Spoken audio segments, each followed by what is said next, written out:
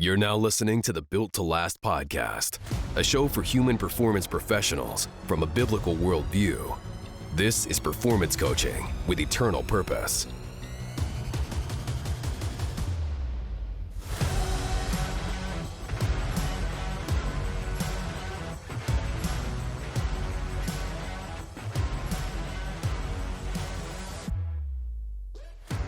Welcome back once again for episode 7 in our series with Coach Jerry Palmieri. We're going through life lessons that Coach has learned over the course of his career in the field of strength and conditioning.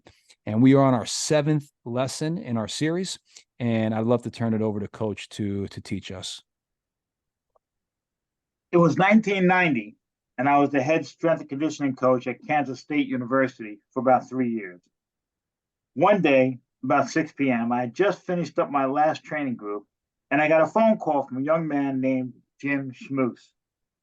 Jim introduced himself as a current student at my alma mater, Montclair State College in New Jersey, who was interested in becoming a strength and conditioning coach.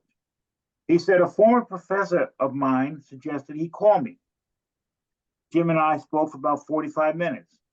When we said goodbye, I told him to feel free to call me anytime. Over the next several years, Jim did call me. I would advise him on grad school opportunities, listen to his frustrations, and counsel him about various opportunities in the profession. Then in 1993, Jim called me full of excitement, telling me he had just accepted an assistant strength and conditioning position at the University of Pittsburgh. I congratulated him and then asked him if he ever hears of any head positions opening up on the East Coast, would he please let me know? A couple months later, Jim calls me and says, Coach, the Boston College strength job is going to come open. The current guy is going into private practice. I faxed the resume to BC. A month later, Coach Coughlin hired me, and as they say, the rest is history. I was Coach Coughlin's strength and conditioning coach for 21 seasons. When you hit the big time, don't forget the little people that come along in your path. When Jim called me, I had just completed a 12-hour day. I was tired and wanted to go home and see my wife and kids. It would have been very reasonable for me to blow this kid off. Hey, I was a head strength coach in the Big A conference. I didn't even know him. In fact, Jim and I never met face to face until I got to Boston College. But I didn't blow him off. I took the time to help a young man out. And what resulted from a little bit of kindness from me, Jim connected me to a Hall of Fame coach, and more importantly, a Hall of Fame man. As you advance in your profession, never get too big for the little people that come along your professional path. Return emails, texts, and phone calls. Take the time to meet with younger professionals when it is appropriate to do so. Don't big time people. You may be busy, but take the time to show professional courtesy to others. While you're at the pinnacle of your career, don't forget that you were once young in the profession. You never know when a little bit of professional courtesy will come back and benefit you. Coach, you're clearly passionate about pouring into the next generation. What do you wish you would have known early in your career? I mean, to put it another way, what would you say to the young Coach Palmieri? Well, when I first started coaching, I was a youth football coach. And I made a couple mistakes, believe me. And I recall being on the sideline, and the other coach he had a better team. And he had a really good athlete. So, when you're dealing with 4th, 5th, 6th graders, if you have a stud, you dominate. He's faster, he's bigger, he's stronger, the whole deal. Well, they're beating us, clearly, and it's the 4th quarter, and I make sure my backups are in the game. And he still has this kid back there, and he's still faking a punt, and this kid's running over my people. And I blew up. I said, are you kidding me? Here we are in the 4th quarter. The game is practically over, and I got my scrubs in, and you're doing this? And here I am. I just call these kids scrubs, come on. But as a young coach, I didn't realize.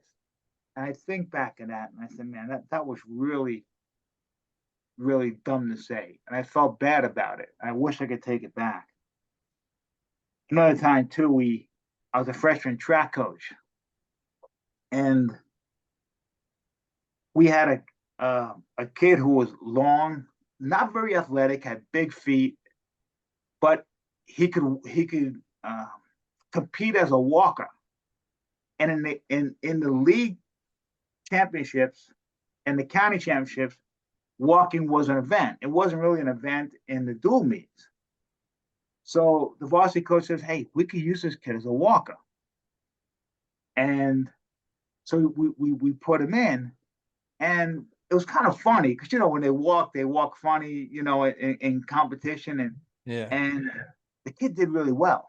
He placed in the league, he qualified for the counties, and the head coach, varsity coach, said, "Hey, you don't got to go. So you only got one kid. I'll take care of the kid." And I didn't go.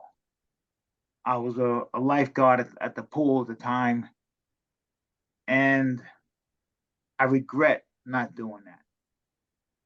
As an advanced coach now, I realize that kid needed me there just for moral support. And what I tried to do when I came back to the Giants, I tried to locate him so I could apologize to him. Unfortunately, I didn't speak to his mother, but the kid never called me back. He wasn't a kid. He's probably about 40 years old when I came back to the Giants.